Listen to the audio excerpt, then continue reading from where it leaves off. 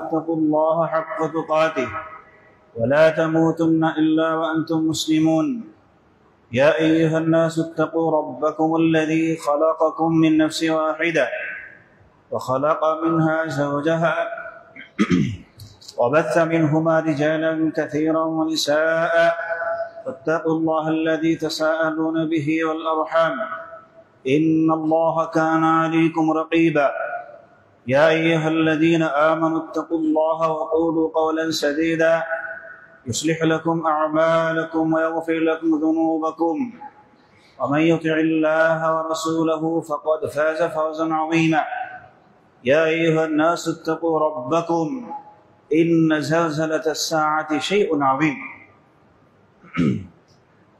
সম্মানিত ভাইরা, সুপ্রিয় বন্ধুগণ, মহান রব্বুল আলামিনের অসংখ্য করুণা এবং মেহেরবানি, রব্বুল আলামিনের পক্ষ থেকে যাদেরকে রহম করা হয়, দয়া করা হয়, তাদেরকে হেদায়েত দান করা হয়। হেদায়েত পাওয়া যেমন রব্বুল আলামিনের করুণা এবং দয়ার উপরে নির্ভর করে, অনুরূপভাবে হেদায়েতের উপরে টিকে থাকা তাও আল্লাহ তাআলার দয়া ছাড়া অসম্ভব। হেদায়েত বলতে আজকের আমরা নানাভাবে ব্যাখ্যা বিশ্লেষণ করলেও কোরআন এবং সহিহ সুন্নাহর আলোকে, কোরআন এবং সুন্নাহর পথে অবিচল গোটা জিন্দেগি পার করে দিচ্ছে বা দিয়েছে এমন মানুষের সংখ্যা খুব বেশি নয়। এই জন্য প্রতিটি মুহূর্তে আল্লাহ তাআলার শুকরিয়া আদায় করা দরকার। অসংখ্য অগণিত এই মানব সমাজে যারা কোরআন এবং সহিহ সুন্নাহর সন্ধান পেয়েছে, কোরআন এবং সহিহ সুন্নাহর আলোকে যারা জীবন গঠন করার সুযোগ পেয়েছে, কোরআন এবং সহিহ সুন্নাহর আলোকে যারা জীবন পরিচালনা করার সুযোগ পাচ্ছে, তারা নিঃসন্দেহে সৌভাগ্যবান। নিঃসন্দেহে তারা আল্লাহ তাআলার পক্ষ থেকে হেদায়েত প্রাপ্ত মানুষের অন্তর্ভুক্ত। এই জন্য প্রতিটি মুহূর্তে আল্লাহ তাআলার শুকরিয়া আদায় করা দরকার। কারণ লা ইন শাকারতুম লা আযীদান্নাকুম ওয়া লা ইন কাফারতুম ইন্না আযাবি লাশাদীদ। যদি তোমরা কৃতজ্ঞতা প্রকাশ করো আমি নিয়ামত আরো বাড়িয়ে দিব, আর যদি অকৃতজ্ঞ হও তাহলে আমার শাস্তি অনেক কঠিন। প্রিয় ভাইরা, সুপ্রিয় বন্ধুরা, আমাদের এই ছোট্ট সবুজ সোনার দেশে প্রায় 18 কোটি মানুষের বসবাস। যদি আপনি হিসাব করে দেখেন, খোঁজ খবর নিয়ে দেখেন, এই কোটি কোটি মানুষের ভিতর থেকে কতগুলো মানুষ সহিহ সুন্নাহর সন্ধান পেয়েছে, কিংবা সন্ধান পাওয়ার পরেও গ্রহণ করতে পেরেছে, যাদের ভিতরে গোঁড়ামি নাই, যাদের ভিতরে অতিরিক্ত তাআসসুব নাই, যাদের ভিতরে অহংকার নাই, যাদের ভিতরে সীমালঙ্ঘন নাই, যাদের ভিতরে নিরেট কোরআন এবং সুন্নাহর আলোকে জীবন পরিচালনা করার মাধ্যমে আল্লাহ তাআলা সন্তুষ্টি অর্জন করতে চায় এবং আখিরাতে মুক্তি পেতে চায়, জাহান্নাম থেকে বাঁচতে চায়, এমন মানুষ কিন্তু খুব বেশি নয়। সুতরাং নিঃসন্দেহে আপনি যদি তাদের অন্তর্ভুক্ত হয়ে থাকেন তাহলে প্রতিটি মুহূর্তে আল্লাহ তাআলা শুকরিয়া আদায় করা দরকার যে রব্বুল আলামিন আপনাকে হিদায়াত দিয়েছেন। কারণ ইন্নাকা লা তাহদি মান আহবাবতা ওয়ালাকিন্নাল্লাহা ইয়াহদি মান ইয়াশা। আল্লাহ তাআলা তার প্রিয় হাবিব রাসূল সাল্লাল্লাহু আলাইহি ওয়াসাল্লামকে বলেছেন, আপনি ইচ্ছা করলে কাউকে হেদায়েত দান করতে পারবেন না, আপনি যাকে ভালোবাসেন তাকে আপনি হেদায়েত দিতে পারবেন না।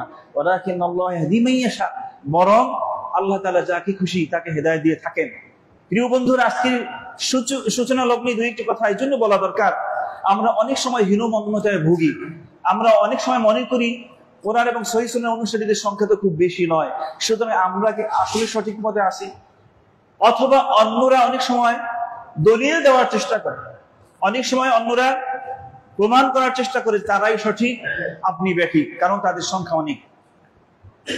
প্রিয় বন্ধুরা, মনে রাখতে হবে ওয়া ইউমিনু আকসারুহুম বিল্লাহ ইল্লা ওয়া হুম মুশরিকুন। আল্লাহ তাআলা বলেন, অধিকাংশ লোক যারা ঈমানের দাবিদার তাদের মধ্যে অধিকাংশ হচ্ছে মুশরিক। ঈমানের দাবিদার এখানে ইহুদি, খ্রিস্টান কিংবা পৌত্তলিক, মূর্তি পূজক, অগ্নি পূজক তাদের কথা বলা হয়নি। যারা ঈমানের দাবিদার, যারা নিজেদেরকে মুসলমান মনে করে, নিজেদেরকে ঈমানদার মনে করে, তাদের মধ্যে আল্লাহ বলেন অধিকাংশই মুশরিক। সুতরাং সংখ্যাধিকের ভিত্তিতে কে সঠিক এবং কে ব্যাঠিক সেটা নির্ণয় করার, সেটা নিরূপণ করার কথা নয় এবং সুযোগও নাই, এবং সেটা মানদণ্ডও নয়। অর্থাৎ সংখ্যা বেশি এটা সে হকের উপরে আছে তার প্রমাণ এটা নয়, বরং কে কোরআন এবং সহিহ সুন্নাহকে মেনে চলে, তার উপরে প্রতিষ্ঠিত থাকে, সেটাই হচ্ছে তার হকের উপরে প্রতিষ্ঠিত থাকার প্রমাণ। প্রিয় বন্ধুরা, আমরা আজকে যে বিষয়টি নিয়ে কথা বলবো তা হচ্ছে আমরা এই সমাজের ইসলাহ করতে চাই, সংশোধন করতে চাই। আমাদের এই ছোট্ট সবুজ সোনার দেশটাকে আমরা কোরআন এবং সুন্নাহর আলোকে ব্যাপকভাবে দাওয়াতি কাজের মাধ্যমে এই সমাজকে গড়ে তুলতে চাই, এই দেশটাকে গড়ে তুলতে চাই, অর্থাৎ নতুন করে আমরা মানুষের কাছে কোরআন এবং সহিহ সুন্নাহর মেসেজগুলো পৌঁছে দিতে চাই। সেই ক্ষেত্রে এক কথা যদি বলা হয়, সমাজ সংস্কারকের ভূমিকায় আমি অবতীর্ণ হতে চাই। প্রিয় বন্ধুরা, সমাজ সংস্কারক আপনি যদি হতে চান, তাহলে আপনার ভিতরে কিছু কোয়ালিটি, কিছু চরিত্র, কিছু আদর্শ থাকা একান্ত জরুরি। আমরা অনেক সময় মনে করি শুধুমাত্র আমি কোরআনের কথা বলবো অথবা হাদিসের কথা বলবো, এটাই যথেষ্ট। এটাই যথেষ্ট নয়। মনে রাখবেন, রাসূল সাল্লাল্লাহু আলাইহি ওয়াসাল্লাম তার দাওয়াতি কাজের অন্যতম একটি মিশন এবং ভিশন ছিল, তার সুমহান সুউচ্চ চরিত্রের কারণে লোকেরা ইসলামের দিকে ধাবিত হতো। ইসলাম গ্রহণ করেছে অসংখ্য অগণিত বনি আদম শুধুমাত্র রাসূল সাল্লাল্লাহু আলাইহি ওয়াসাল্লামের চরিত্র এবং তার আদর্শ দেখে দেখে। এমন যেন না হয় আমরা সহিহ আকীদা, সুতরাং আমাদের চরিত্রের দিকটা অত হিসাব নিকাশ দরকার নাই, এটা মনে করার কোনো সুযোগ নাই। বরং আপনি যদি কোরআন এবং সহিহ সুন্নাহর দাবিদার হয়ে থাকেন, আপনি যদি সালাফি এই পরিচয় দিয়ে থাকেন, সালাফি মানে কি? আপনি সালাফদের অনুসরণকারী বা তাদের অনুসারী, তাহলে সালাফদের অনুসারী মানেই হলো তাদের সব কিছু আপনার ভিতরে পরিস্ফুটিত হতে হবে। তাদের চরিত্র, তাদের আদর্শ, তাদের মুআমালাত, এগুলো তো আপনাকে দেখতেই হবে। রাসূল সাল্লাল্লাহু আলাইহি ওয়াসাল্লামকে কোরআন কারীমে একাধিক আয়াতে কারিমার ভিতরে রব্বুল আলামিন প্রিয় হাবিব মুহাম্মদ রাসূলুল্লাহ সাল্লাল্লাহু আলাইহি ওয়াসাল্লামকে সার্টিফিকেট দিয়েছেন। আল্লাহ তাআলা বলেছেন, ইন্নাকা লাআলা খুলুকিন আযীম, নিশ্চয় আপনি হচ্ছেন মহান চরিত্রের অধিকারী। সুতরাং আপনি রাসূলের অনুসারী অথবা রাসূল সাল্লাল্লাহু আলাইহি ওয়াসাল্লামকে আপনি জীবনের একমাত্র গ্রহণযোগ্য আদর্শ মডেল হিসেবে গ্রহণ করেছেন, কিন্তু তার চরিত্রের বহিঃপ্রকাশ আপনার জীবনে ঘটবে না, এটা হতে পারে না। এই জন্য প্রিয় বন্ধুরা, সালাফি যারা দাবিদার বা নিজেদেরকে যারা সালাফি মনে করে, তাদের চরিত্র হতে হবে অন্যদের থেকে সম্পূর্ণ আলাদা। তাদের চরিত্র দেখে লোকেরা মনে করবে ওনারাই সঠিক। আজকে কি তেমনটা মনে করার সুযোগ আছে? কোনো ক্ষেত্রে সেরকমটা কিন্তু মনে করতে পারে না লোকেরা। কারণ আমরা অনেক সময় এমন হই বা এমন বহিঃপ্রকাশ ঘটাই, চারিত্রিক বহিঃপ্রকাশ, লোকেরা মনে করে উনি যদি সালাফি হয় তাহলে এই সালাফি হওয়া দরকার নাই। ওনার মুজাজ এত কঠিন, এত শক্ত ভাষায় কথা বলে, মানুষের সাথে এত দুরাচার করে, ওনার ব্যবহার এত খারাপ, সুতরাং এই সালাফি আমার হওয়া প্রয়োজন নাই। তাহলে আপনার এই চরিত্রের মাধ্যমে আপনি সালাফি আন্দোলনকে, সালাফি দাওয়াতকে আরো কলুষিত করলেন, ক্ষতিগ্রস্ত করলেন। আপনাকে আল্লাহ তাআলার কাছে জবাবদিহি করতে হবে। কেন হবে এমন চরিত্র, যেই চরিত্রের কারণে লোকেরা সালাফি এই মানহাজ থেকে দূরে সরে যাবে?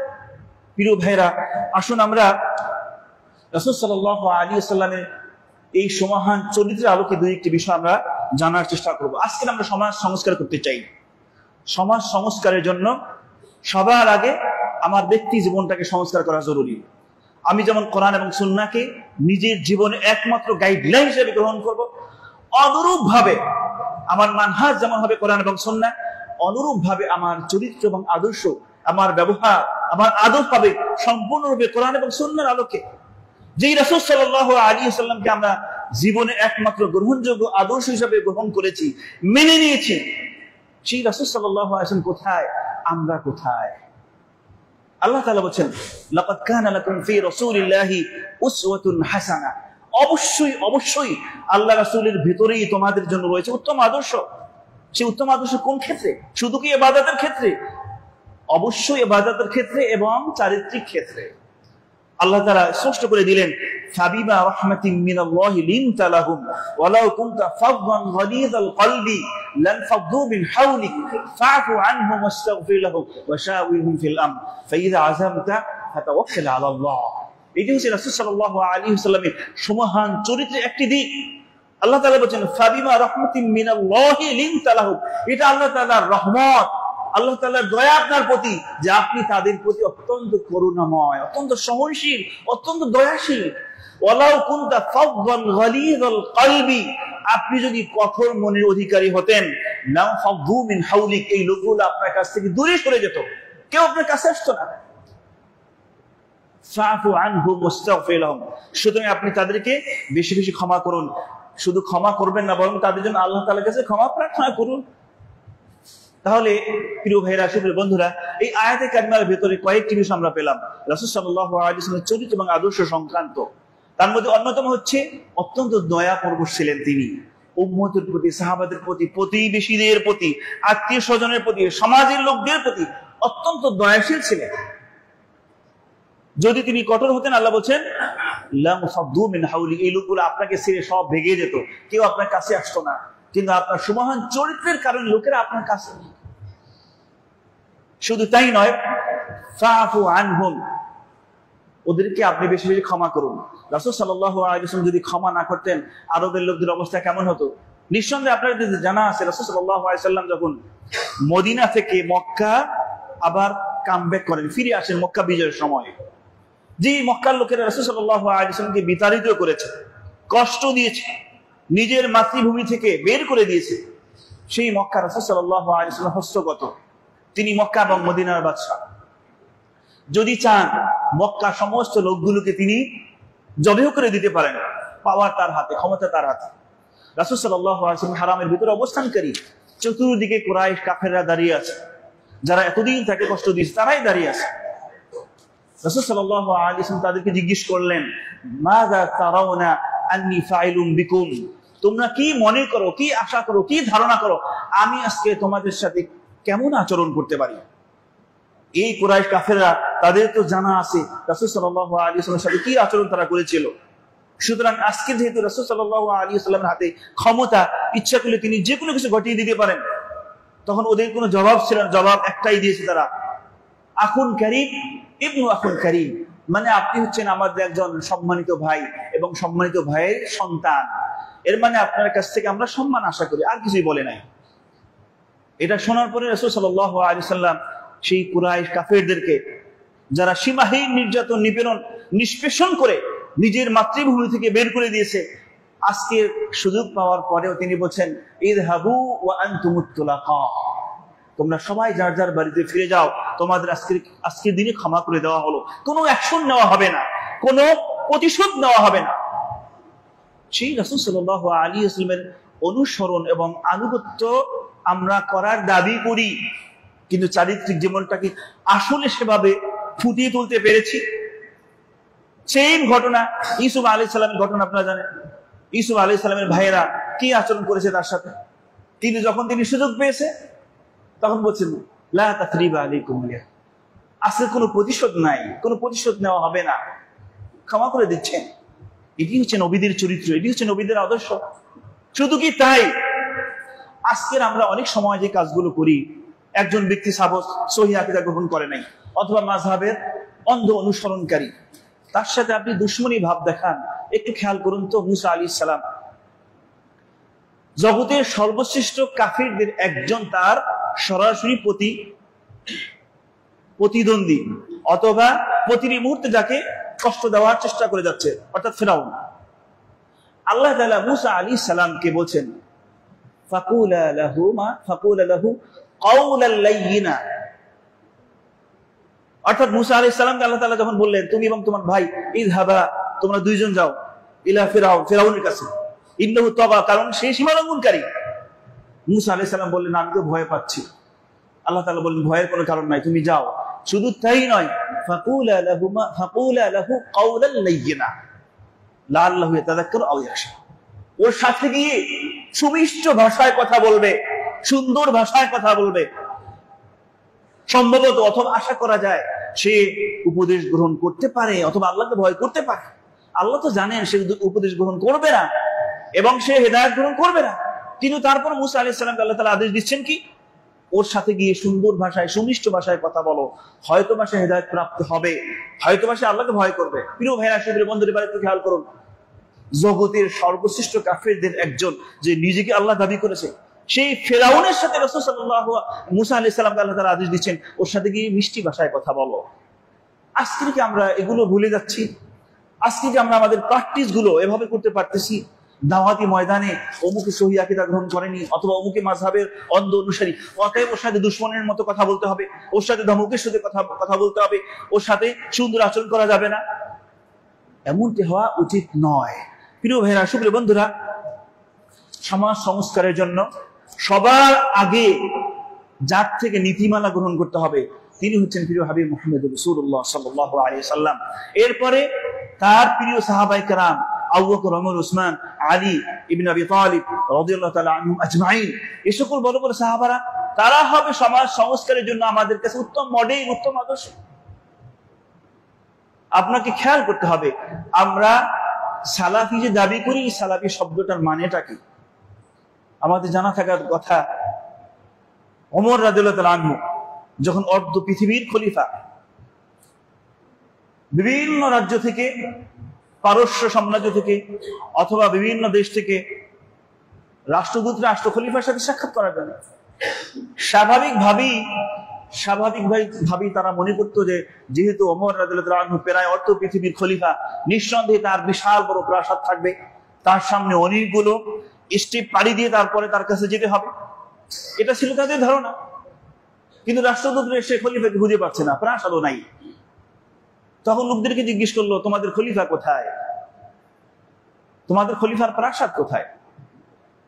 তখন একজন সাহাবী বলে দিলেন, এই যে দেখো খেজুর গাছের নিচে একটা পাথরের উপরে মাথা দিয়ে শুয়ে আছে খলিফা। অর্ধ পৃথিবীর খলিফা খেজুর গাছের নিচে পাথর মাথায় দিয়ে শুয়ে আছে। সুবহানাল্লাহ বিহামদিহি। যে কল্পনা করা যায়, লোকটা তো বিস্ময় বিমোহ, এটা কেমন কথা? অর্ধ পৃথিবীর খলিফা খেজুর গাছের নিচে পাথর মাথায় দিয়ে শুয়ে আছে। তখন ওই রাষ্ট্রদূত দিকে সামনে গিয়ে বলছে, হে ওমর, হাকামতা ফাআদালতা ফাআমিনতা ফানিমতা নাওমা কাদিরিল আইনি হানিহা। হে ওমর, তুমি এই বিশাল রাজ্যকে তুমি বিচার করো, শাসন করো। সেই শাসন করতে গিয়ে তুমি ন্যায় এবং ইনসাফ প্রতিষ্ঠা করেছো। ফাআমিনতা, আর এই জন্যই তুমি আজকে নিরাপদ, তোমার কোনো ভয় নাই, কোনো আশঙ্কা নাই জীবন নিয়ে। ফানিমতা নাওমা কাদিরিল আইনি হানিহা, আর এই জন্যই তুমি গভীর ঘুমে নিমগ্ন। এভাবে খোলা আকাশে কোনো গাছ ছাড়া নিরাপদে তুমি ঘুমাতে পারছো, কারণ বিশাল সাম্রাজ্য পরিচালনা করতে গিয়ে তুমি কোনোদিন অহংকার করনি, তুমি সীমালঙ্ঘন করনি, তুমি ইনসাফ প্রতিষ্ঠা করেছো, আর এই জন্যই তো তুমি আজকে নিরাপদ, তোমার কোনো ভয় নাই। সালাফি মানে আপনি ওমর রাদিয়াল্লাহু তাআলা আনহুর অনুসারী। সালাফি মানে হচ্ছে আপনি আবু বকর সিদ্দিক রাদিয়াল্লাহু তাআলা আনহুর অনুসারী। সালাফি মানে হচ্ছে আপনি ওসমান ইবনে আফফান রাদিয়াল্লাহু তাআলা আনহুর অনুসারী। সালাফি মানে হচ্ছে আলী ইবনে আবি তালিব রাদিয়াল্লাহু তাআলা আনহু আজমাইন, তাদের অনুসারী। প্রিয় বন্ধুরা, এই জন্য আমরা যারা সমাজ সংস্কার করতে চাই, আমাদের কাঁধে বিশাল বড় দায়িত্ব। কারণ এই ঘূর্ণি ধরা সমাজে অসংখ্য অগণিত মানুষ পথভ্রান্ত, পথভ্রষ্ট, যারা এখনো হকের সন্ধান পায়নি অথবা পেলেও গ্রহণ করেনি। এমন সমাজে আমি বসবাস করি, যেই সমাজে শত শত বছর যাবৎ সীমাহীন কুসংস্কার, শিরক, কুফরি এবং বেদাতে নিমজ্জিত এমন সমাজে আমি বসবাস করি, যেই সমাজের অধিকাংশ মানুষ সীমাহীন শিরক, কুফরি এবং বেদাতে নিমজ্জিত। এই ঘূর্ণি ধরা সমাজ ব্যবস্থা আমি পরিবর্তন করতে চাই। আমি তাওহীদের সুবাতাস প্রত্যেকের নলেজে, প্রত্যেকের কর্ণকুহরে পৌঁছে দিতে চাই। আমি তাওহীদের সুবাতাস প্রতিটি গ্রামে গঞ্জে, প্রতিটি জনপদে পৌঁছে দিতে চাই। এই মানুষগুলোকে আমি হেদায়েতের পথে নিয়ে আসতে চাই। সুতরাং আমার চরিত্র, আমার ক্যারেক্টার কেমন হওয়া উচিত? প্রিয় বন্ধুরা, সমাজ জীবনে যদি ভূমিকা রাখতে চান, সমাজ জীবনে যদি পরিবর্তন আনতে চান, সমাজে যদি আপনি ইসলাহ করতে চান, সংশোধন করতে চান, তাহলে আপনাকে সেই সাহাবাদের মতো চরিত্রের অধিকারী হতে হবে। আপনাকে মুহাম্মদ বিন আব্দুল ওয়াহ্হাব রাহিমাহুল্লাহর মতো উত্তম চরিত্রের অনুসারী এবং অধিকারী হতে হবে। শুধুমাত্র কোরআন এবং সহিহ সুন্নাহর দলিল দিয়ে আপনি সবকিছু সংশোধন করে ফেলবেন, এটা অসম্ভব। প্রিয় ভাইরা, সুপ্রিয় বন্ধুরা, 4 জন ইমাম, আমরা নিঃসন্দেহে তাদের নাম জানি। এই ইমামদের পক্ষ থেকে কোন কোন ইমাম বলতেন, লা ইউসলিহা আখিরু হাযিহিল উম্মাহ ইল্লা মা আসলাহা আওয়ালুহা। এই উম্মত কোনদিন সংশোধন হবে না যতদিন না তারা এই উম্মতের প্রাথমিক যুগের, সেই সোনালী যুগের সাহাবায়ে কেরামদের মতো হতে না পারবে। অর্থাৎ আবু বকর, ওমর, ওসমানের মতো যদি হতে না পারে, তাদের মতো যদি সমাজ সংস্কার করার জন্য সেই নীতিমালা যদি গ্রহণ করতে না পারে, তাহলে কখনোই তারা সমাজ সংস্কার করতে পারবে না, সমাজকে পরিবর্তন করতে পারবে না। আল্লাহ তাআলার যত হারাম, যত নিষেধাজ্ঞা রয়েছে, সমস্ত নিষেধাজ্ঞা থেকে আপনাকে গোটায় নিয়ে আসতে হবে। আপনার জীবনটা হবে পরিচ্ছন্ন, পবিত্র, যেই জীবনের ভেতরে হারামের কোনো লেশ, হারামের কোনো কালো স্পট আপনার দেহের সাথে, আপনার চরিত্রের সাথে, আপনার আদর্শের সাথে, আপনার চলাফেরার সাথে কোন স্ট্রোক করতে পারবে না। আমরা কি সেরকম হতে পেরেছি? আমরা সমাজ সংস্কার করতে চাই, আমরা তাওহীদের দাওয়াত দিতে চাই, আমরা কোরআন এবং সুন্নাহর দাওয়াত দিতে চাই, আমরা সমাজে পরিবর্তন আনতে চাই, তাওহীদের প্রচার এবং প্রসারে আমি ভূমিকা রাখতে চাই, অথচ নিজের জীবনটা হাজারো কলুষতা দিয়ে ভরা, অসংখ্য অগণিত কালো স্পট আমার চরিত্রের সাথে মিলেমিশে একাকার হয়ে আছে। আমি কিভাবে সমাজে পরিবর্তন নিয়ে আসব? আপনি যখন দাওয়াতি কাজ করতে যাবেন, লোকেরা সবার আগে, আপনি কিছু বলার আগে আপনাকে দেখবে, তারা আপনাকে মাপবে, আপনার চরিত্র কেমন, আপনার আদর্শ কেমন, আপনার মুআমালাত কেমন, আপনার লেনদেন কেমন, হারাম এবং হালালের সাথে আপনার যোগাযোগ এবং সংযোগ কেমন। কিছু বলার আগে ওইটা তারা স্মরণ করবে। আপনি যাচ্ছে মুখে কথা বলতেছেন, রিয়েলি প্র্যাকটিক্যালি আপনি এই কাজগুলো আপনি নিজে করেন কিনা, আপনার প্র্যাকটিক্যালি আপনার জীবনটা কি সেই পথে আপনি চালান, নাকি শুধু মুখে বলেন, নাকি শুধু ওয়াজ করে বেড়ান? এটা খেয়াল করাটাই স্বাভাবিক। এবং বিস্ময়কর বিষয় হচ্ছে, রব্বুল আলামিন যেমন দাওয়াতি কাজের ময়দানে যারা ভূমিকা রাখে, দাওয়াতি কাজ করতে গিয়ে যারা আল্লাহর পথে মানুষকে ডাকে, তাদের কথাগুলো যেমন আল্লাহ তাআলার কাছে সবচেয়ে প্রিয় কথা। আল্লাহ বলেছেন, ওমান আহসানু কাওলাম মিম্মান দাআ ইলাল্লাহ ওয়া আমিলা সালিহা ওয়া ক্বালা ইন্নানি মিনাল মুসলিমিন। অনুরূপভাবে দাওয়াতি কাজ কিংবা মানুষকে কোরআন এবং সুন্নাহর কথা বলতে গিয়ে যারা শুধু কথা বলে কিন্তু নিজেরা আমল করে না, তাদের কথাগুলো আল্লাহ তাআলার কাছে অত্যন্ত নিকৃষ্ট এবং অত্যন্ত ঘৃণিত, কারণ নিজেরা আমল করে না। আল্লাহ তাআলা বলেছেন, লিমা তাকুলুনা মা লা তাফআলুন। কেন ওই কথাগুলো লোকদেরকে বলো অথচ নিজে আমল করো না? কাবুরা মাকতান ইনদাল্লাহ, আল্লাহ তাআলার কাছে অত্যন্ত ঘৃণিত, অত্যন্ত নিকৃষ্ট। কোনটা আল্লাহ তাআলার কাছে নিকৃষ্ট এবং ঘৃণিত? আন তাকুলু মা লা তাফআলুন, লোকদেরকে বলে বেড়াও অথচ নিজে আমল করো না। প্রিয় বন্ধুরা, এগুলো আজকের প্র্যাকটিক্যাল কিছু বিষয়। আমরা যারা দাওয়াতি ময়দানে কাজ করি, আমরা লোকদেরকে যারা তাওহীদের কথা বলি, লোকদেরকে যারা কোরআন এবং সুন্নাহর দিকে আহ্বান করি, আমাদের চারিত্রিক জীবন, আমাদের মুআমালা, আমাদের লেনদেন, আমাদের এই উপার্জন, সেগুলো হালাল নাকি হারাম, সেগুলো কি কারেক্ট নাকি ইনকারেক্ট, সেগুলো কি সোজা নাকি বাঁকা, এই বিষয়গুলো আমরা অনেক সময় খেয়াল করি না। খেয়াল আপনাকে করতে হবে, নতুবা দাওয়াতি কাজে আপনি কোনোদিন সফল হবেন না। আপনার কথায় কোনোদিন তাসির হবে না যদি আপনি নিজে প্র্যাকটিক্যাল আমল না করেন। প্রিয় ভাইরা, সুপ্রিয় বন্ধুরা, আল্লাহ রাসূল সাল্লাল্লাহু আলাইহি ওয়াসাল্লাম বলেন, ইন্না হাব্বাকুম ইলাইয়া ওয়া আকরাবাকুম মিন্নি ফিল আখিরাহ মাজলিসান ওয়া আহাসিনাকুম আখলাকান ওয়া ইন আবগাদাকুম ইলাইয়া ওয়া আবআদাকুম মিন্নি ফিল আখিরাহ আসওয়াউকুম আখলাক। অর্থাৎ নিশ্চয় তোমাদের মধ্যে আমার কাছে সবচেয়ে প্রিয় এবং আমার সবচেয়ে নিকটবর্তী হবে কিয়ামতের দিনে, আমার কাছাকাছি বসার সুযোগ পাবে ওই লোকগুলো তোমাদের মধ্যে যাদের চরিত্র অত্যন্ত চমৎকার এবং সুন্দর, অর্থাৎ পবিত্র চরিত্রের অধিকারী যারা। আবার ওয়াইন আবগাদাকুম ইলাইয়া, তোমাদের মধ্যে সবচেয়ে ঘৃণিত ব্যক্তি হবে আমার কাছে কিয়ামতের দিন, এবং আমার থেকে সবচেয়ে দূরে অবস্থান করবে সেই লোকগুলো যেই লোকগুলোর চরিত্র অত্যন্ত খারাপ। সুতরাং আপনি তাহাজ্জুদ গুজারি, আপনি প্রতিদিন এক পারা করে কোরআন পড়েন, কিন্তু আপনার চরিত্র থেকে দুর্গন্ধ আসে, আপনার ব্যবহার দেখলে লোকেরা ভেগে যায়। আপনার এই কোরআন তেলাওয়াত, আপনার এই তাহাজ্জুদ গুজার, আপনার এই নফল সিয়াম আপনার কোনো কাজে আসবে না, বরং কাজে সামান্যই আসবে। আপনি ক্ষতিগ্রস্ত হবেন। কিয়ামতের দিন রাসূল সাল্লাল্লাহু আলাইহি ওয়াসাল্লামের আশেপাশে থাকারও সুযোগ পাবেন না। আরেকটা হাদিসে রাসূল সাল্লাল্লাহু আলাইহি ওয়াসাল্লাম বলেন, ইন্নাল মুমিন লা ইউদরিকু বিহুসনি খুলুকিহি, একজন ঈমানদার ব্যক্তি তার সুন্দর চরিত্রের মাধ্যমে অর্জন করবে, কি অর্জন করবে? দারাজাতা সাইবিল কায়েম, অর্থাৎ একজন নফল রোজাকারী এবং রাত্রি জাগরণকারী ব্যক্তি, অর্থাৎ নফল রোজা রেখে এবং রাত্রি জাগরণ করে, অর্থাৎ রাত্রি জাগরণ কেন করবে? ইবাদতের জন্য, তাহাজ্জুদের জন্য, কোরআন তেলাওয়াতের জন্য, এবং দিনের বেলা রোজা রাখবে, নফল রোজা। এই রোজা এবং রাতের নামাজ দুটোরই সওয়াব অর্জন করবে একজন ব্যক্তি শুধুমাত্র তার উত্তম চরিত্রের মাধ্যমে। সুবহানাল্লাহ।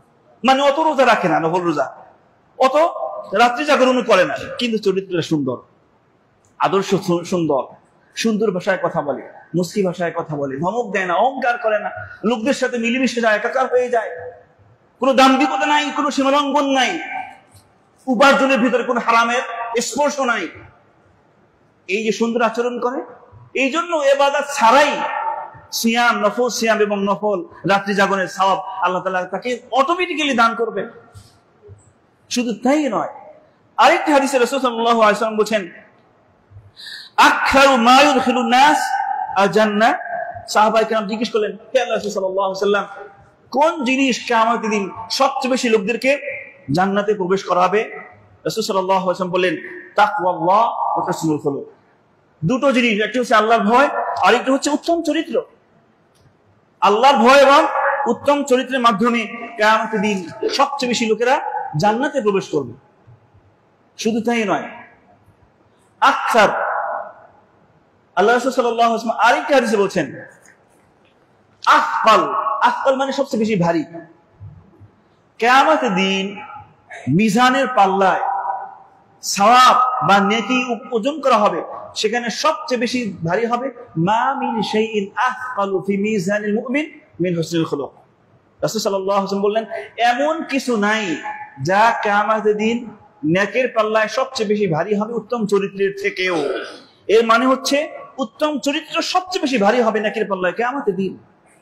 সেই উত্তম চরিত্র আজকের আমাদের অনেকের কাছেই অত দরকার নাই। আমি নামাজ পড়ি, আমি রোজা রাখি, আমি কোরআন তেলাওয়াত করি, আমি দান সদকা করি, সুতরাং আমি, বরং অনেক সময় আফসোসের বিষয় দেখা যায় ইবাদত বন্দেগী যারা করে তাদের চরিত্র অন্যদের থেকে আরো রূঢ়, আরো কঠিন, আরো শক্ত।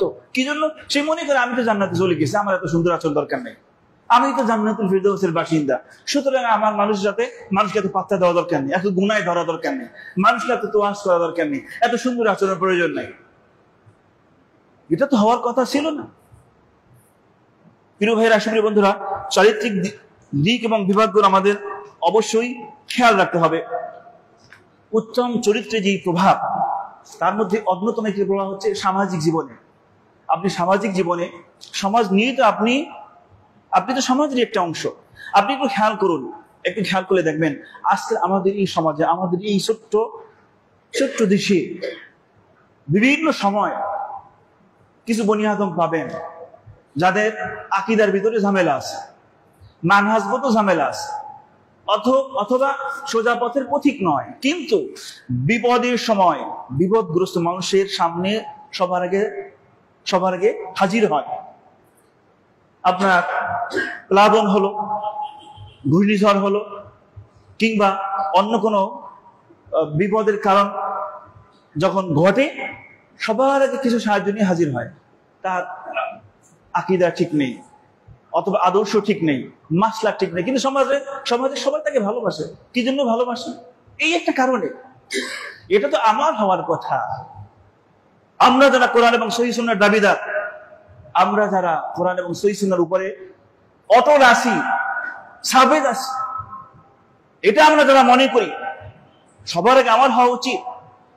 আপনি যখন বিপদগ্রস্ত মানুষের কাছে সাহায্য নিয়ে হাজির হবেন, তখন আপনার এটা খেয়াল করা দরকার নাই উনি কি সহিহ আকীদার নাকি উনি বেদাতি, এটা আপনার দেখা দরকার নাই।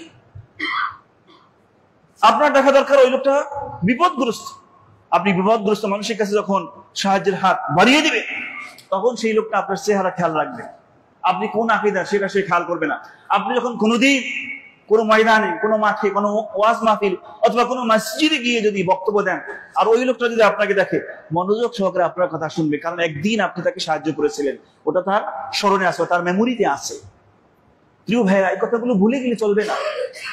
শুধুমাত্র আমরা ওয়াজ করে বেড়াবো, শুধুমাত্র আমরা লোকদেরকে বলবো সহিহ আকীদা, সহিহ আকীদা, কিন্তু প্র্যাকটিক্যালি সহিহ আকীদার প্রভাব সৃষ্টির জন্য, সহিহ আকীদার দাওয়াত মানুষের ভিতরে গ্রহণযোগ্য করানোর জন্য আদর্শগত দিক, চারিত্রিক দিক, এটার ব্যাপারে আমাদের গুরুত্ব দিতেই হবে।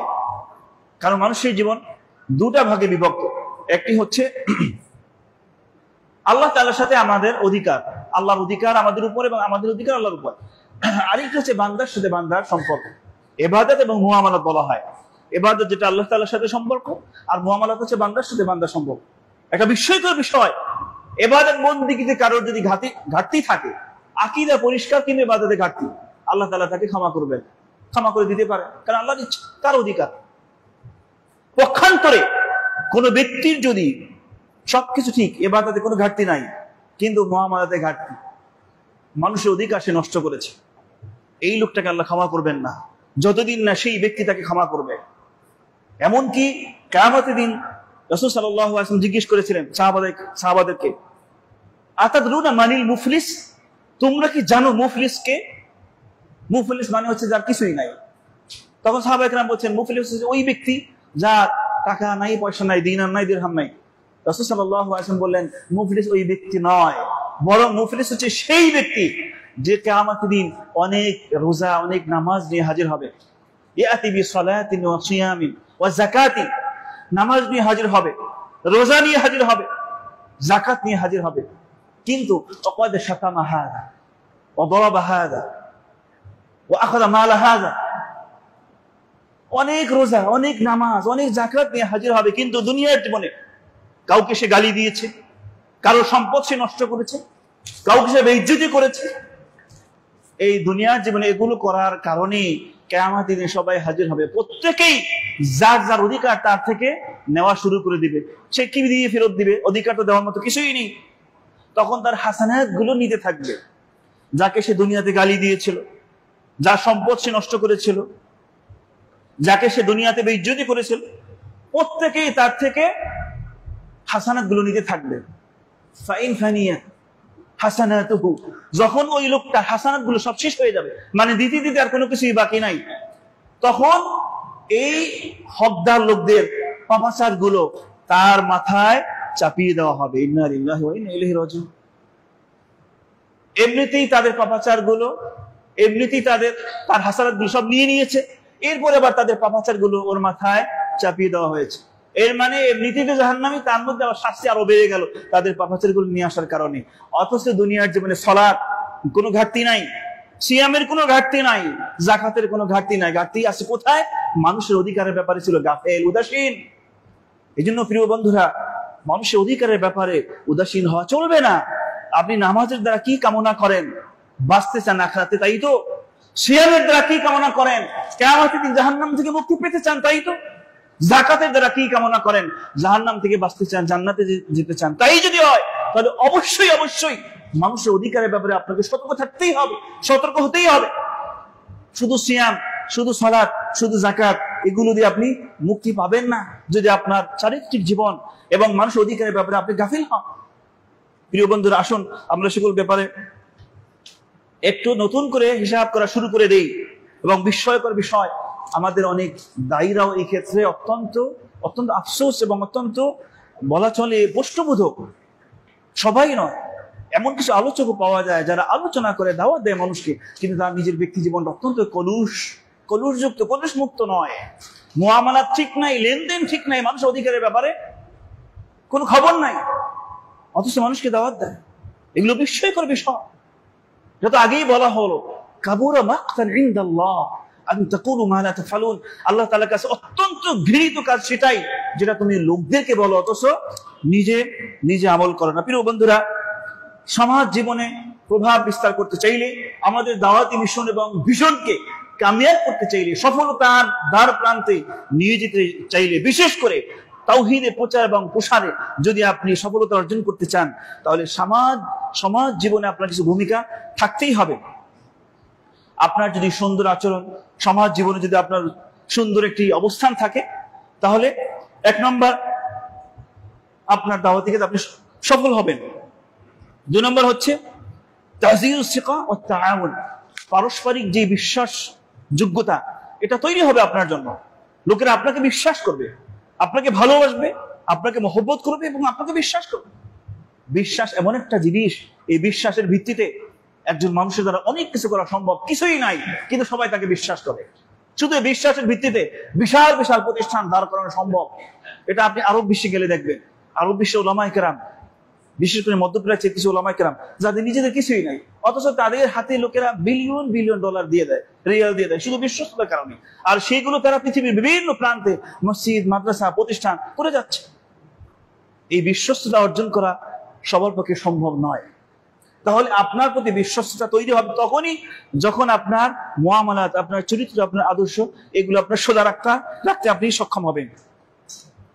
তাহসিনুল আলাকা আল ইজতিমাইয়া, সামাজিক একটি সুন্দর পরিবেশ তৈরি হবে, যেই সমাজে একজন আরেকজনকে ভালোবাসবে, একজন আরেকজনকে মহব্বত করবে, একজন আরেকজনকে রেসপেক্ট করবে। এটা আপনার দ্বারাই সম্ভব। আমাদের সমাজে আজ থেকে এগুলো আছে। প্রত্যেকে আনানিয়া মানে হলো প্রত্যেকে নিজেকে নিয়ে ভাবে। প্রতিবেশী তাকে চেনেও না, কোনো সম্পর্ক নাই, কোনো খোঁজ খবর নাই। বিপদে মুসিবতে তার সামনে এগিয়ে আসবে তো দূরের কথা, মারা গেল যা খবর রাখে না যে তার প্রতিবেশী মারা গিয়েছে। অথচ রাসূল সাল্লাল্লাহু আলাইহি ওয়াসাল্লাম বলেছেন, মা যালা জিবরিল ইউসিনি বিল জার হাত্তা যানানতু আন্নাহু সাইউরিসুনি। এত বেশি জিবরিল আলাইহিস সালাম আমাকে প্রতিবেশীর ব্যাপারে নসিহত করতেছিলেন, ওসিয়ত করতেছিলেন, আমার মনে হচ্ছিল প্রতিবেশীদেরকে ওয়ারিস বানিয়ে দেওয়া হবে। আর সেই প্রতিবেশী আমাদের এই বিশেষ করে এই শহরের জীবন, এই যান্ত্রিক জীবন, গ্রামের বাড়িতে তাও মোটামুটি একজন আরেকজনকে চিনে, মোটামুটি সম্পর্ক থাকে, কিন্তু শহরে এই যান্ত্রিক জীবনটা একেবারেই যান্ত্রিক, যন্ত্রের মতো জীবন। কেউ কাউকে চিনে না, কেউ কাউকে সালাম দেয় না, কারোর সাথে কারোর পরিচয় নাই, কোনো সম্পর্ক নাই। আপনি এই সমাজটাকে পরিবর্তন করতে চান, আপনি নিজেকে দিয়ে শুরু করুন, সম্ভব।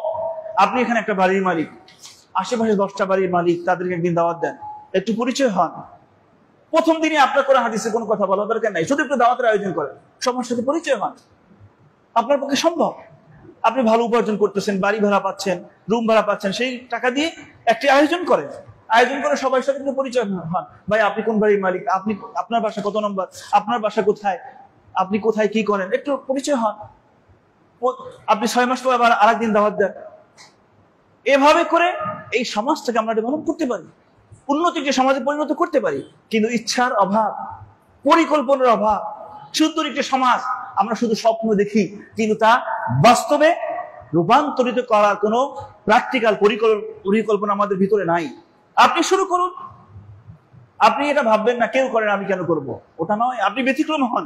কারণ আপনি তো তাওহীদ প্রতিষ্ঠা করতে চান সমাজে, আপনি তো কোরআন এবং সহিহ সুন্নাত মানহাজ প্রতিষ্ঠা করতে চান, আপনি তো সালাফি আন্দোলনের একজন সক্রিয় অনুসারী, সালাফি আকীদা আপনি প্রতিষ্ঠা করতে চান। সুতরাং আপনি একটু ব্যতিক্রম শুরু করুন না, সম্ভব। শুধু ইচ্ছা শক্তির অভাব এবং শুধু পরিকল্পনার অভাব। প্রিয় ভাইরা, প্রিয় বন্ধুরা, তাজিদুল আদালা ওয়াল মুসাওয়াত মানে পারস্পরিক সামাজিক জীবনে কেউ কারো উপরে নয়, প্রত্যেকেই সমান, প্রত্যেকেই বনি আদম, প্রত্যেকেরই মান ইজ্জত রয়েছে, প্রত্যেকেরই সম্মান রয়েছে। এটা প্রতিষ্ঠা করা সম্ভব।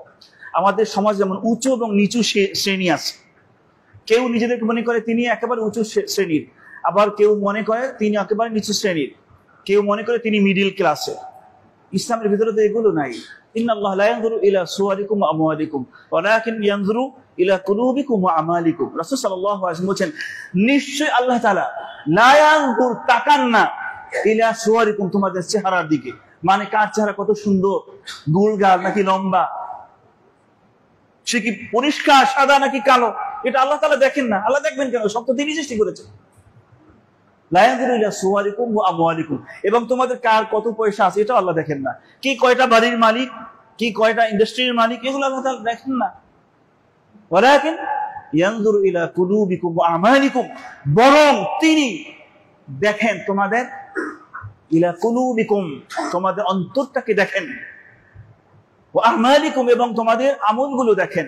কার অন্তর কত পরিষ্কার, কত পরিচ্ছন্ন, কত পবিত্র, যে অন্তরের ভিতরে কোনো হিংসা নাই, যে অন্তরের ভিতরে কোনো হাসাদ নাই, যে অন্তরের ভিতরে কোনো সীমালঙ্ঘন নাই, যে অন্তরের ভিতরে মানুষকে তুচ্ছ-তাচ্ছিল্য করার প্র্যাকটিস নাই, যে অন্তরের ভিতরে কোনো কালো স্পট নাই, যে অন্তর দিয়ে সবাইকে ভালোবাসে, সবাইকে মহব্বত করে, সবাইকে কাছে নিয়ে কাছে টানার চেষ্টা করে, এমন অন্তর তোমার আছে কি নাই, ওটা আল্লাহ তাআলা দেখেন।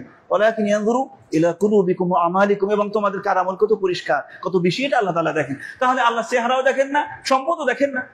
এই যে সমাজ জীবনে সামাজিক ভাবে প্রত্যেকে বনি আদম হিসাবে নিজেদেরকে প্রতিষ্ঠা করা, কেউ কারো উপরে নয়, কেউ কারোর নিচে নয়, এরকম একটি ধারণা, এরকম একটি শিক্ষা ব্যবস্থা আমরা প্রতিষ্ঠা করতে পারি, ইচ্ছা করলেই পারি। কেউ উদ্যোগ নেন, আপনি উদ্যোগ নেন। কারো ভিতরে এটা আসেনি, আপনার ভিতরে আপনি নিয়ে আসুন, একটু চেষ্টা করুন। আপনার টার্গেট থাকবে কোরআন এবং সহিহ সুন্নাহ আপনি দাওয়াত দিতে চান, কিন্তু সেই দাওয়াতের লক্ষ্যেই এভাবে শুরু করুন। সমাজ পরিবর্তন হতে সম্ভব এবং বাধ্য যদি এভাবে আগানো যেত। প্রিয় ভাইরা, শুভ বন্ধুরা, তারপরে আরেকটা বিষয় হচ্ছে তানমিয়াতুর রূহুল মাসউলিয়া আল ইজতিমাইয়া। প্রত্যেকের ভিতরে সামাজিক দায়বদ্ধতা তৈরি হবে অটোমেটিক্যালি। এখন যেমন কোনো দায়বদ্ধতা নাই, আপনি বাসা থেকে বের হচ্ছেন, বাসার ময়লা আবর্জনাগুলো রাস্তায় ফেলে দিচ্ছেন, কারণ কোনো জবাবদিহিতে নাই, কারো কোনো দায়বদ্ধতা নাই। আপনি এই সমাজের ক্ষতি করছেন না, নাকি সমাজের মানুষগুলোকে ক্ষতি করতেছেন, নাকি বিষাক্ত কিছু তাদেরকে উপহার দিচ্ছেন, কেউ জিজ্ঞাসা করার নাই, কেউ দেখার নাই। এই যে সামাজিক অধপতন, মারাত্মক অধপতন আমাদের সমাজ চলছে এবং ঘটতেছে, এই অবস্থা থেকে উদ্ধার কিভাবে সম্ভব? এভাবেই সম্ভব। আপনি যখন সামাজিক ভাবে লোকদেরকে এভাবে জড়ো করবেন, সুন্দর একটি পরিকল্পনা নিয়ে অ্যাডভান্স হবেন, ফরওয়ার্ড হবেন, পিছনে পিছনে অসংখ্য অগণিত মানুষ দেখবেন আপনি পেয়ে যাবেন অটোমেটিক্যালি। শুধু নেতৃত্বের কোয়ালিটি দরকার, শুধু সুন্দর একটি আদর্শ প্রয়োজন, একটি সুমহান চরিত্র প্রয়োজন, একটি সুন্দর প্ল্যান এবং টার্গেট দরকার। সেই টার্গেট নিয়ে আগান, অনেক কিছু আপনার দ্বারা সম্ভব। কিন্তু আমরা ঘুমন্ত, আমরা প্র্যাকটিক্যালি ঘুমন্ত। জীবন্ত মানুষের যেই চরিত্র থাকা দরকার, যেই কোয়ালিটি থাকা দরকার, তার কিছুই নাই। সামাজিক জীব হিসাবে কিছু দায়বদ্ধতা আমাদের থাকা প্রয়োজন। শুধু তাই নয়, তারবিয়াতুল আজইয়াল আল কাদিমা, এর মানে হচ্ছে একটি সুন্দর ভবিষ্যৎ, একটি প্রজন্মকে আমি রেখে যেতে চাই। এটা কিভাবে সম্ভব? এটাই হবে সম্ভব। আপনি দেখবেন আরব বিশ্বে কিছু প্র্যাকটিস আছে, সবগুলো তাদের প্রশংসিত নয়, কিছু কিছু এলোমেলো হয়ে যাচ্ছে ইদানিং, সেটা ভিন্ন জিনিস। কিন্তু তাদের বাচ্চাদের ভিতরে এমন ভাবে কিছু জিনিস তারা ক্রিয়েট করে, গ্রো করে, যেটা দেখলে অটোমেটিক্যালি এই বাচ্চাগুলো ভবিষ্যৎ সুন্দর একটি প্রজন্ম সৃষ্টি হয়ে যাবে। সাপোজ মনে করেন এই রমজান মাসে আসে, ছোট ছোট বাচ্চাদের 4-5 বছরের বাচ্চা, তাদেরকে ইফতারি দিয়ে রাস্তায় দাঁড় করিয়ে দেয়, বিভিন্ন ট্রাফিক সিগনালে দাঁড় করিয়ে দেয়। যে কোনো গাড়ি আসলো, দাঁড়ালো, ওই বাচ্চাগুলো গিয়ে ইফতারি দিয়ে আসে। ও কিন্তু কিছুই বুঝে না, সওয়াব বুঝে না, কিছুই বুঝে না, কিন্তু ওর বাবা ওকে ইফতারি দিয়ে এই প্র্যাকটিসটা করাচ্ছে, যাতে করে মানুষকে দান করার প্র্যাকটিস সেই ছোটবেলা থেকে তার ভিতরে ক্রিয়েট হয়, তৈরি হয়। দেখা যায় ভবিষ্যতে সে অটোমেটিক্যালি সে দানশীল হয়ে যায়। রাসূল সাল্লাল্লাহু আলাইহি ওয়াসাল্লাম কানা আজওয়াদুন নাস ওয়া কানা আজওয়াদু মা ইয়াকুনু ফি রমাদান। রাসূল সাল্লাল্লাহু আলাইহি ওয়াসাল্লাম সবচেয়ে বেশি দান করতেন, আর তার মধ্যে সবচেয়ে বেশি দান করতেন রমাদান মাসে। আজকের অত্যন্ত মারাত্মক একটি বিষয়, আজকের যারা আমরা ওলামায়ে কেরাম কিংবা দায়ী কিংবা যারা কথা বলি, দান করার প্র্যাকটিস আমাদের সবচেয়ে দুর্বলতা আমাদের ভিতরে। শুধু ওয়াজ করে বেড়ায়, কিন্তু নিজেরা নিজেদের পক্ষে কখনো হাত দিতে রাজি নই। আমি দাওয়াত দিই, আমি কথা বলি, দান করার মতো অবস্থানও আমার আছে, তারপরে দান করি না। কারণ শুধু কি মানুষকে বলার জন্য? শুধু কি ওয়াজ করার জন্য? শুধু কি নিজে বড় ওয়াজি অথবা বড় বক্তা এটা প্রতিষ্ঠা করার জন্য? নিজের ভিতরে যদি আমল না থাকে তাহলে কিভাবে হবে? কিভাবে কথায় লোকেরা তাসির হবে, প্রভাবিত হবে যদি নিজেই আমল না করি? প্রিয় ভাইয়েরা, সুপ্রিয় বন্ধুরা, আসুন আমরা এই কথাগুলো, যদিও আমি একটু ভিন্নভাবে বলেছি, মূলত বাস্তব কিছু কারণে কথাগুলো বলতে বাধ্য হয়েছি। কারণ আমরা অনেক সময় যদিও আমরা প্রবাসে থাকি, কিন্তু দেশের খোঁজখবর তো রাখি। আমাদের সামাজিক জীবনে যেই পরিবর্তন আসার কথা ছিল, বিশেষ করে এই নতুন সরকার আসার পরে, নতুন একটি দেশ, নতুন একটি সরকার, নতুন একটি সমাজ ব্যবস্থা, আমরা যেভাবে স্বপ্ন দেখতেছিলাম সেগুলো আমাদের স্বপ্ন দিন দিন ফিকি হয়ে যাচ্ছে। কারণ আমাদের সামাজিক জীবনে কোনো পরিবর্তন নাই, মানুষের ভিতরে কোনো পরিবর্তন নাই। লোভ, হিংসা, বিদ্বেষ, অহংকার, কোনো কিছু আমরা ছাড়তে পারি নাই। আমরা বিশাল বড় স্বপ্ন দেখি, কিন্তু নিজেদেরকে পরিবর্তন করতে রাজি নই। এভাবে আমাদের সুন্দর স্বপ্ন শুধু স্বপ্নই থেকে যাবে। বাস্তব সেই সুন্দর সোনালী সমাজ কোনোদিন আমরা পাবো না যদি নিজেদের জীবনে পরিবর্তন নিয়ে আসতে না পারি। রব্বুল আলামিন আমাদের সমাজটাকে হেফাজত করুন। আমাদের সমাজের মানুষের ভিতরে কোরআন এবং সহিহ সুন্নাহর প্র্যাকটিস গুলো, প্রত্যেক মানুষের ভিতরে যেন প্র্যাকটিস গুলো শুরু হয়। আল্লাহ তাআলা সেই তৌফিক, সেই যোগ্যতা আমাদের সমাজের মানুষগুলোকে দান করুন। বারাকাল্লাহু লি ওয়া লাকুম ফিল কুরআনিল আযীম ওয়া নাফা'নি ওয়া ইয়্যাকুম বিমা ফীহি মিনাল আয়াতি ওয়ায যিকরিল হাকীম। আকুলু কওলি হাযা ওয়া আস্তাগফিরুল্লাহ লি ওয়া লাকুম ওয়া লিসাইরিল মুসলিমিনা মিন কুল্লি যামবিন ফাস্তাগফিরু ওয়া আতুবু ইলাইহি ইন্নাহু হুয়াল গফুরুর রহিম।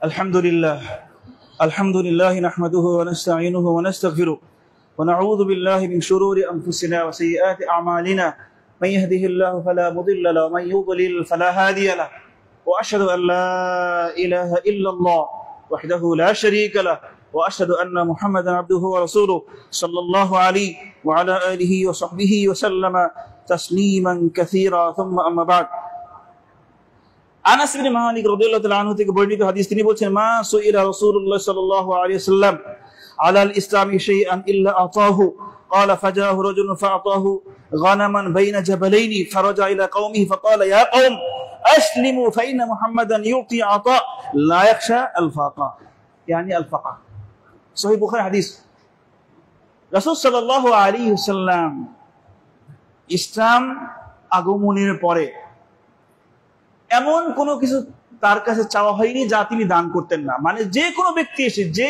কিছু কামনা করতেন রাসূল সাল্লাল্লাহু আলাইহি ওয়াসাল্লামের কাছে যদি দেওয়ার মতো থাকতো সাথে সাথে দিয়ে দিতেন। এমন কি একজন ব্যক্তিকে দুই পাহাড়ের মাঝখানে একদিন এক লোকে এসে কিছু ছাগল চেয়েছে, রাসূল সাল্লাল্লাহু আলাইহি ওয়াসাল্লাম প্রচুর পরিমাণে ছাগল তাকে দিয়ে দিচ্ছে। এই লোক গিয়ে তার কওমকে বলছে ইয়া কওম, হে আমার কওমের লোকেরা, আসলিমু, তোমরা সবাই ইসলাম গ্রহণ করো, কেননা ফাইন্না মুহাম্মাদান ইউতি আতা লা ইয়াখশা আল ফাকা, কেননা মুহাম্মদ সাল্লাল্লাহু আলাইহি ওয়াসাল্লাম এমন ব্যক্তি, এমন ভাবে দান করতে থাকে যিনি দারিদ্রতা ভয় পান না, শুধু দান করতে থাকে। অতএব আসো সবাই মিলে ইসলাম গ্রহণ করো। তাহলে এই যে আমি প্রথম খুতবায় যেটা বলেছিলাম, দান করার প্র্যাকটিস, সমাজে বিপদগ্রস্ত মানুষের সামনে গিয়ে দাঁড়ানোর যে অভ্যাসগুলো, এগুলো হচ্ছে দাওয়াতি কাজের অন্যতম একটি মাধ্যম। শুধুমাত্র ওয়াজ এবং নসিহতের ভিতরে দাওয়াতকে সীমাবদ্ধ রাখা সমীচীন নয়। প্রিয় ভাইরা, সুপ্রিয় বন্ধুরা, আল্লাহ রাসূল সাল্লাল্লাহু আলাইহি ওয়াসাল্লাম কানা আহসানুন নাস ওয়া কানা আজদুন নাস ওয়া কানা আশজাউন নাস ওয়া লাকাদ ফাজা আহলুল মাদিনা যাতা লাইলাতিন ফান্তালাকা নাসুন ক্বাবলা সাউতি فتلقاهم رسول الله صلى الله عليه وسلم راجعا وقد سبقهم الى الصوت وهو على فرس لابن طلحه। অর্থাৎ এই হাদিসটা যেটা বোঝানো হয়েছে যে রাসূল সাল্লাল্লাহু আলাইহি ওয়াসাল্লাম যেমন লোকদের ভিতরে সবচেয়ে বেশি দান করতেন, অনুরূপভাবে তিনি ছিলেন অনেক বেশি সাহসী। একবার মদিনায় বিশাল এক আওয়াজ হওয়ার পরে সবাই ভয়ে যার যার ঘরে পালিয়ে যাচ্ছে, কিন্তু রাসূল সাল্লাল্লাহু আলাইহি ওয়াসাল্লাম যেদিকে আওয়াজ হচ্ছে সেদিকেই দৌড়ে ছুটে যাচ্ছে এবং লোকদেরকে বলছে এত ভয়ের কোনো কারণ নাই, আসো দেখি কি হচ্ছে। এই ঘটনা দ্বারা আমরা কি বুঝলাম? হতে পারে এই আওয়াজটা কোনো বিপজ্জনক কিছু, সুতরাং সেই বিপদটা কি হতে পারে আমি দেখি, আগিয়ে দেখি।